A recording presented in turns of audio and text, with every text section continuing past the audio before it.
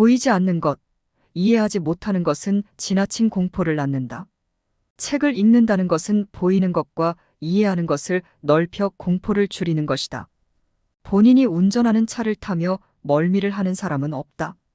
자신이 어떤 장애를 만날지 우측과 좌측 중 어느 쪽으로 핸들을 틀지 않은 사람에게는 공포나 두려움은 쉽게 존재하지 않는다. 우리 조상들에게 하늘은 공포의 대상이었다. 농경사회에서 날씨는 무엇보다 중요했다. 가물고 비가 오는 일은 일반 백성들에게 예측 불가했다. 천문학이 발달하면서 인류의 농업은 큰 발전을 이뤘다. 천문학은 하늘을 먼저 아는 일이었다. 천문학은 개인이 아니라 국가의 몫이었다. 하늘의 뜻을 먼저 아는 이들은 즉 하늘과도 같은 권력을 가졌다. 먼저 안다는 것은 그런 것이다. 모르는 이들보다 두려움이 적으며 모르는 이들로부터의 권력이 생기는 일이다. 5월이 되면 극심히 가물어가는 날씨보다 예측 불가능한 내일의 날씨를 더 두려워했다. 가뭄이 극에 달하는 5, 6월에 국가는 기우제를 지낸다. 그리고 기다렸다는 듯 억수와 같은 비가 쏟아졌다. 국가는 권력 유지가 가능했다. 우리나라 연간 강수량 중 60%가 쏟아지는 69월에 쏟아진다. 국가가 지내는 기우제는 과연 어떤 의미를 가졌는가? 어두운 밤에 불을 끄고 걸어가는 것이 무서운 이유는 보이지 않기 때문이다. 인류가 미래에 대한 두려움을 갖는 건 대개 무지하기 때문이다. 우리는 1영톤짜리 배가 물 위를 떠 있는 것을 보고 당연하게 생각하면서 1톤도 되지 않는 사람이 물 위를 걷는 건 초능력이라고 부른다. 400톤이 넘는 비행기가 하늘을 날아가는 걸 당연하게 여기면서 1톤이 되지 않는 사람이 하늘을 나는 건 위대하다고 생각한다. 실제로 어떤 것을 마주하는지 보다 중요한 것은 어떤 걸 알고 있느냐, 이다. 안고 안지 못함은 비록 그것의 크기와 규모가 대단하지 못한다고 하더라도 엄청나게 다른 느낌으로 다가온다. 우리의 미래와 가장 근접한 연관이 있는 건 어떤 것들이 있을까? 사회와 경제를 비롯해 인간 사회를 구성하는 거의 대부분의 것들에 영향을 주는 것은 바로 환경 문제다.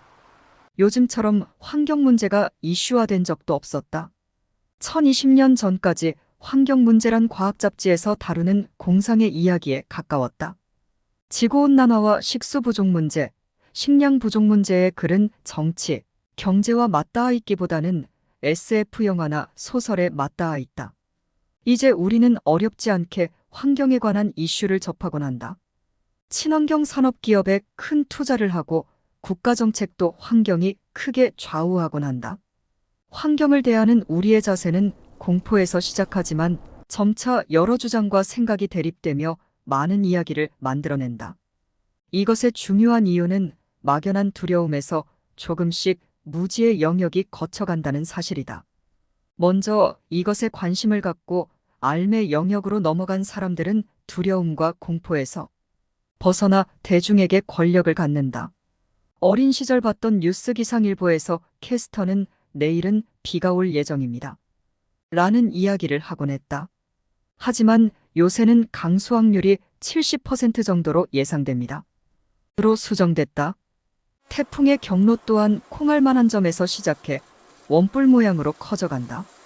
이는 실제 태풍이 커진다는 것을 의미하는 것이 아니라 예측 범위가 넓어진다는 확률을 표기하는 것이다. 이처럼 과학이 언제든 자기 모순을 인정할 자세가 있는 학문이라는 점에서 환경에 대한 입장은 외골수가 돼선 안 된다. 양쪽의 주장을 모두 듣고 판단이 아닌 알미 더 중요하다. 산업혁명 이후에 하키스틱 모양의 그래프는 굉장히 인상적이다. 평균을 오고 가는 그래프가 산업혁명 이후 하키스틱의 모서리처럼 급격하게 상승하는 모양은 상당히 자극적이다. 통계와 숫자가 말하는 거짓말이 정치에 주로 쓰이는 것처럼 이 그래프는 많은 이들을 선동했다. 그것이 진실인가?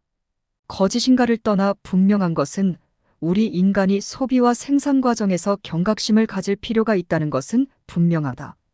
이는 환경을 이해라는 틀을 넘어 도덕적 관념으로도 옳지 못하다. 영화 인터스텔라에서 인류는 지구를 버리고 다른 행성을 찾아 나선다. 모두가 상대성 이론이나 타임머신에 집중했지만 이 영화는 잃어버린 환경과 무책임한 인간을 더 깊이 있게 이야기했다. 우리는 플라스틱이 환경에 어떤 영향을 주는지, 보다 쓰다 버린 일회용품처럼 우리가 소유하고 있는 것들에 대해 책임을 갖고 있는가를 반성해야 한다. 혹여 자신에게 주어진 것들을 일회용으로 생각하고 쓰고 버리고 있진 않은가? 환경의 문제가 조금 더 괜찮은 상황이라면 지금의 삶을 유지하는 것은 옳은 것일까? 인류가 바꿔야 하는 건 석유를 얼마나 사용하는가나 고기를 얼마나 먹느냐가 아니다. 우리 인간 스스로가 갖고 있는 도덕의 문제로 생각해 봐야 한다. 통계를 살펴보니 환경 피해에 우리가 가해야 하는 부분이 적으니 지금의 생활 패턴을 유지하자는 것은 인간다운 어리석음이다. 우리는 산업혁명 이래로 10배가 많은 인구를 만들어냈다. 1900년에는 전 세계 인구가 16억에 불과했다. 16억이면 현재 중국 인수와 같다. 인간 한 명이 나고 자라며 일생 동안 사용하는 에너지의 양은 엄청나다. 2050년에 인류는 100억 인구수를 돌파한다. 인류가 만들어내는 앞으로의 인구 대다수는 아프리카와 동남아시아의 극빈곤 계층이다. 이들은 앞으로 인류가 개발하게 될 그린 에너지나 비싼 친환경 상품과 무관한 계층들이다. 그들은 석탄을 태우고 값싼 플라스틱을 사용할 것이며 배기가스 배출이 많은 오래된 자동차를 타고 다닐 것이다. 극수만의 친환경 산업이 앞으로 탄생할 20억에게 무슨 의미를 줄 것인가? 사실상 인구와 탄소 배출 그래프가 비례하고 이에 따라 지구의 기온 변화 또한 영향을 주고 있다. 중국의 산화 제한 정책을 인권 문제에 엮으면서도 동시에 환경을 걱정한다. 모순덩어리라는 사실은 누구나 알 수 있다. 인권과 환경의 문제에서 우리는 그 어떤 것을 선으로 혹은 악으로 택해야 할지 정하지 못할지도 모른다. 환경을 선택하면 인권 탄압이 되고 인권을 생각하면 환경오염이 문제가 된다. 이처럼 환경 문제가 정치와 외교의 수단으로 사용되는 것을 보았을 때 우리 인류는 아직 경각심을 갖지 못하고 있다. 물은 99도까지 끓지 않는다. 99도에서 1도만 높아져도 끓기 시작한다. 그리고 끓은 후에는 수증기가 되어 증발하기 시작한다. 단, 1도가 무슨 의미가 있느냐는 말은 상대적이다. 단순한 1도는 액체를 기체로 만들어버릴 수 있는 범위가 될 수도 있다. 우리에게 남은 온도가 1, 2도라는 과학 잡지의 이야기를 무한 신뢰할 수 없다. 상당히 많은 변수와 복합적 사안들로 그 시기는 더 빠르거나 늦을 수 있다. 1도의 변화가 당장 내일이 되거나 이미 시작했을지도 모른다.